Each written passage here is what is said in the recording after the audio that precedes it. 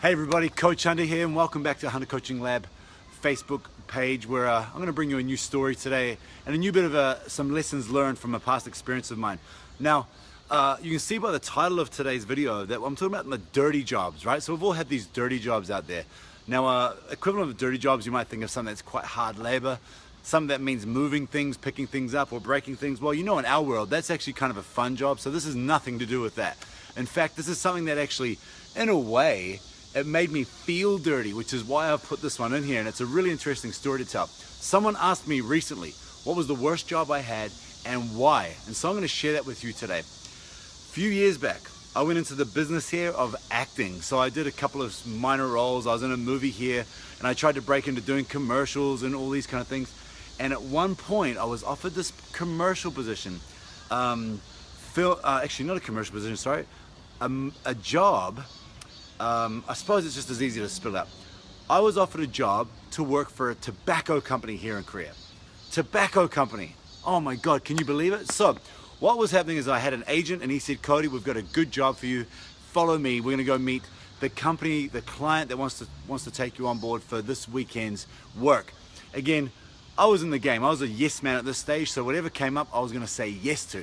Is it going to be whatever job it would be, I would do it, because again, at that stage I needed the money, and also I wanted to get really involved in this acting kind of career that I kind of wanted to do. So I turn up, and yes, it's a tobacco company, and this was the deal. Now, this is kind of embarrassing to share with you. The deal was this. I had to wear a suit. This is for the job, not for the interview here, but this is actually the job I had to go to. Oh God, the whole job was this. I had to wear a suit, so I put on my best suit, which was probably a $50 suit, this cheap, nasty thing. And I had to play a role of a foreign man looking for a girl that I'd met in a bar the night before on a university campus. Oof, it gets worse. There was a Porsche driven up. I wasn't allowed to drive that Porsche. There was a Porsche driven up, which was my Porsche. In the window of this car was a whole box of cigarette cartons, because you can't market cigarettes. And I had to hold a box or a carton of cigarettes, and inside the wrapping part there had a photo of a girl, a random girl, I think taken off the internet. My role was to ask people on that campus, I met this girl last night, I'm in love with her, and I want you to if you know where she is or where I can find her, do you know this person here? You know, basically, do you know this person? So they can see the whole cigarette packet. And then after that conversation, I was to offer them a cigarette. Oh, it hurts me to tell this story because it was the worst thing I've ever done. Now, we did this in a couple of different areas around this one university. The feedback was really bad because obviously I didn't smoke, right? So how am I going to build rapport with people and trust and to get conversation going if I'm like, you know, hey, thanks for, do you know this person? You want one?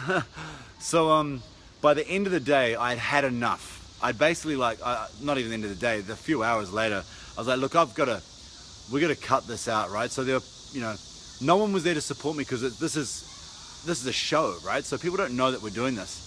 We had to do one final stretch where the Porsche was parked in a different area, and I had to sit in it and just sort of mark it, look cool, smoke cigarettes in my cheap suit, and sit there.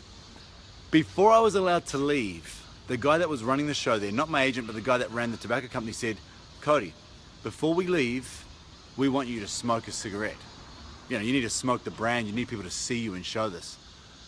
Man, that's some hard stuff to do, right? So I get there, and you know what? I did it. I didn't inhale the cigarette, but I smoked it. I put it in my mouth. I sucked up some cheeks full of smoke. I blew it out, and then that was it. Then I was allowed to go home. That was easily the worst job I've ever had. Now, for many, many reasons. Number one, my gut was telling me the whole time, even before I took the job, don't do this job.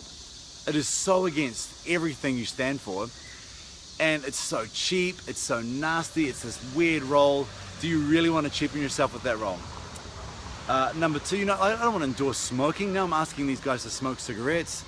And it was just a really, really tough position to be in.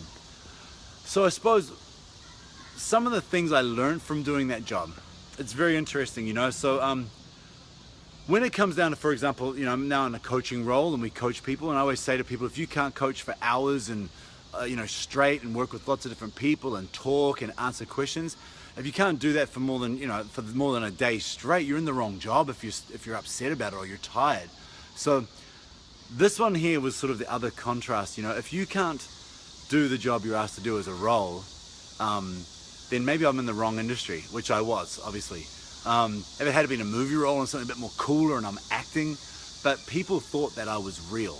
People thought that was my persona, and that was, I was actually looking for that photocopied photo that was in the cigarette packet, and that crushed me, and it was so embarrassing, and it really hurt my soul to do that. So that was basically the end of that sort of role for me. There was the end of saying yes to whatever you're giving, you know, working a whole day for like $200-300, which just didn't make sense to me, and that was easily one of the worst jobs I've ever done. Moral of the story, guys, follow your gut.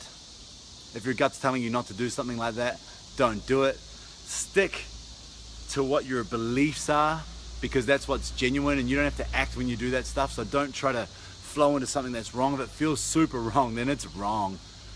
And again, know what you're after, know what you're doing. I've said this before in many things. I was lost. I didn't know what job I wanted. I don't know what direction I wanted to go. I was just looking to do anything for a buck, you know what I mean? Like follow the money, the little amount of money that it was. So I learned a lot of lessons at that stage, and now that was a long time ago now here in Korea, and I do not miss those times of saying yes to agents and doing that kind of stuff. So hey guys, if you've got like a story or lessons you've learned from one of the worst jobs you've ever done, or even an experience, please share it below, because I want to hear this stuff. It took me, I don't really share this story very often other than like, you know, close friends and people that I have told it before, but it hurts me to tell that story. And but I mean, I've learned from it, and it was a good experience, I suppose, in the long run, to really expose the fact that it wasn't the jobs I wanted to be doing.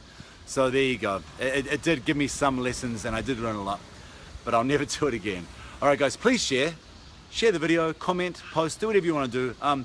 Communicate with me. We've been getting some good comments from people, and when I've been seeing you around, I've been getting some you know, people asking questions and you know, really picking my brain about some things. So please do that. I want to give some as much as I can to you guys. If there's something you want me to talk about, or anything you want to ask, please go ahead, and I'll be as open as I can, because I want to just give you guys as much value as possible.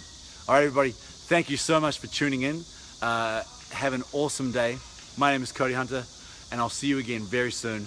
Take care. See you later.